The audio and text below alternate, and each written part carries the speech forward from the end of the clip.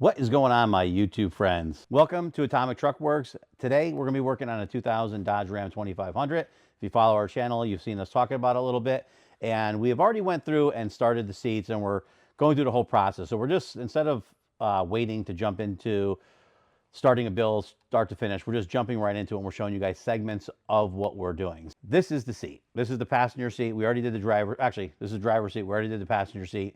And one of the things, if you watch any of our previous videos, when we're doing a seat, we take a lot of parts, a lot of pieces off, a lot of panels, and there's a lot of things that go everywhere.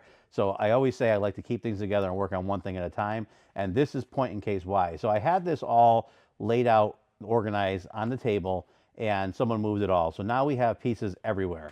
So we're going to go through, and I'm going to use this to show you why I always tell people to keep the factory foam with them when they're doing the job, because it teaches you a lot and shows you a lot. So now you can see this was moved. There's material from other seats with this, so that's gets a lot of confusion when you start doing this. So what I'm going to do is take off what I know. So I know that this backrest we didn't disassemble yet, and I know that the armrest we didn't disassemble yet.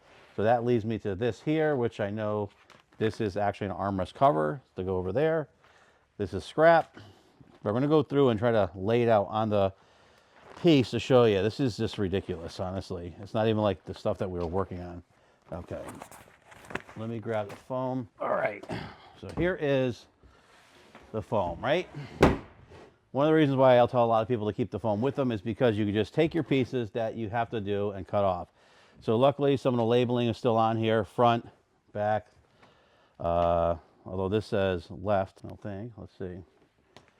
These are together. So this is the rear seat, front. So luckily those were stuck together, so we know that's there. So these were labeled correctly. I'm just an idiot. Perfect. So we got these panels here. Now we know that this goes to the back. So we got that piece here. We have our front piece, which is this piece here. This is going to be the front. Then we have, this is the bottom that goes underneath the seat. And so what's funny, on the other video, I had said that I'm not going to go through and make a lot of marks on all the panels, because if I put it together and keep everything together, I know where everything is. And then this happens. So now I'm like scrambling here. So let's see. We know that this is the bottom. We know that this goes to the back here. So this is the rear. This is the rear hook. You know that's in the bottom. So this goes to this side. This one goes to this side. I am missing one piece. Hold on one second. All right, so I have all the pieces here. This is point in case why it's so important to keep everything together, not move everything around, and label everything. Now, I messed myself up because thinking that I was just going to be able to get the seat done where it was and be left alone, I didn't label everything like a million marks. And this is point in case why you have to do it, because something as simple as a seat, even a seat I've done a bunch of times, when you go to start looking for the pieces of seat, what goes where, it gets confusing because you don't know, is this a driver's seat, passenger seat, is it labeled right, is it not labeled? So the more labeling you do, the easier it is. So now, after wasting that time, we're back to ground zero. So now what we're going to do is, on this seat, this was the cushion for the seat originally. We went through with the razor blade, which you've probably seen in other our videos if you watched them. If not, you can. And we just cut all these out with the razor blade. I'll show you on this here. All you do is take a razor blade. I use a razor blade. You could use a seam ripper, whatever you want to do. I just choose to use these. If you're dumb, don't use a razor blade because they're sharp. So you just basically, once you catch the threads on them, pick the worst piece to do.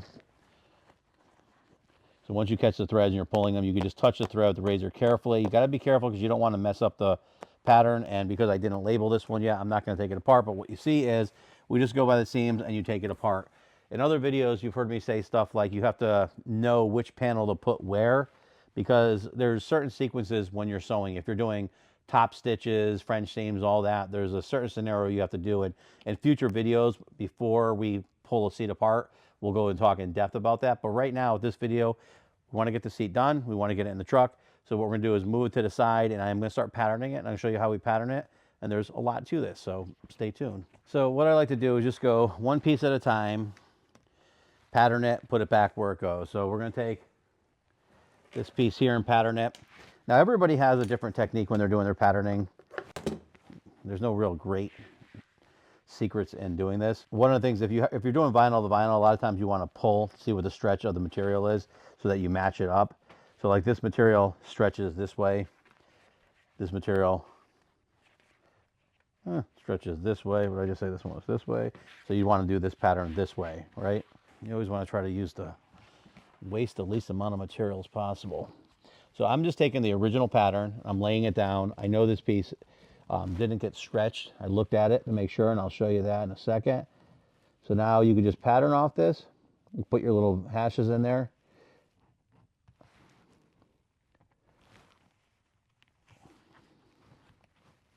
So I said before, a lot of times people will go and iron this stuff out first, which we'll probably do in a video when we have a lot of time, but we really are kind of limited in time. Doing it this way is tough because you could, if you're not paying attention, it's very easy to move.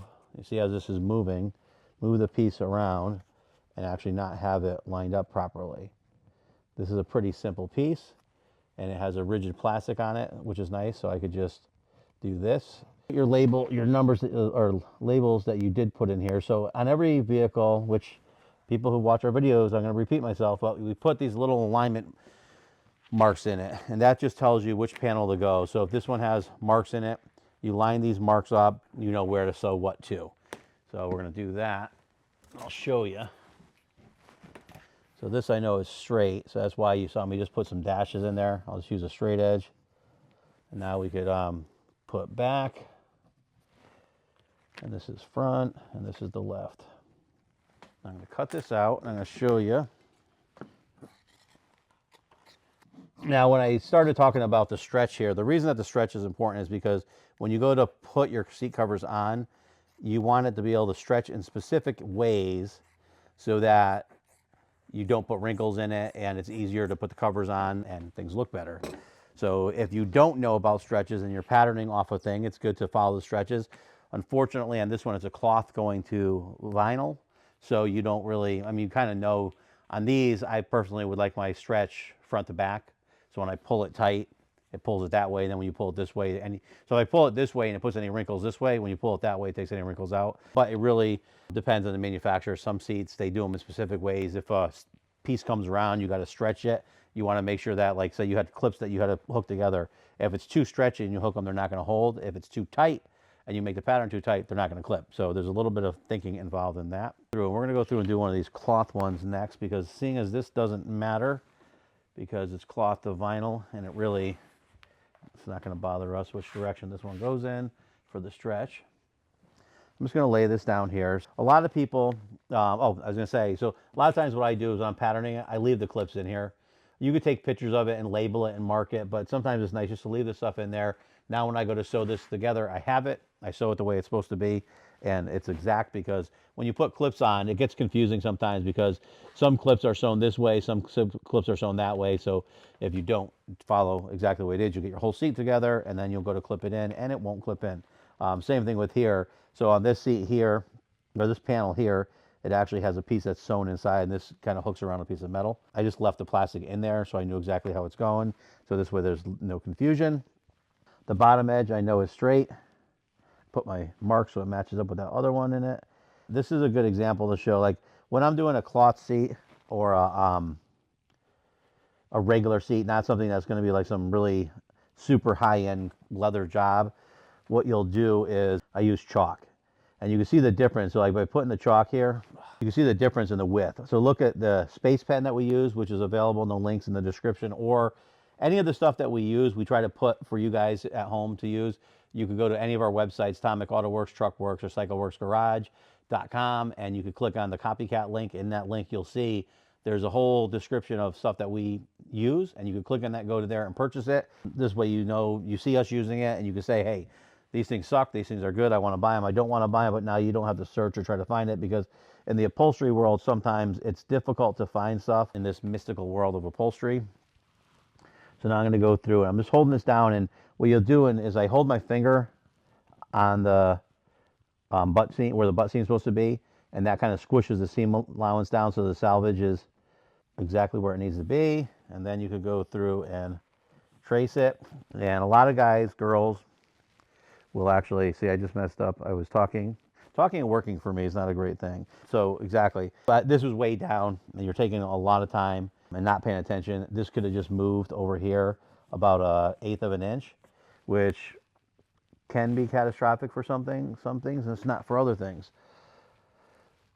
So I'm going to go through and do this. And now here's where the seat was ripped. So I know that this is exact. All this is good. And it goes to here. So this is where paying attention to what you're doing is. So you can see there was a rip here. So we don't want to pattern that rip. If we pattern that rip, you just put a rip back or the shape of a rip back into the seat. And we definitely don't want to do that. So we know that that's messed up there. Sometimes you could take the other side, right? And you could look at them and say, was this the way it was, which on this one it is. But you can't always rush to conclusions with like that because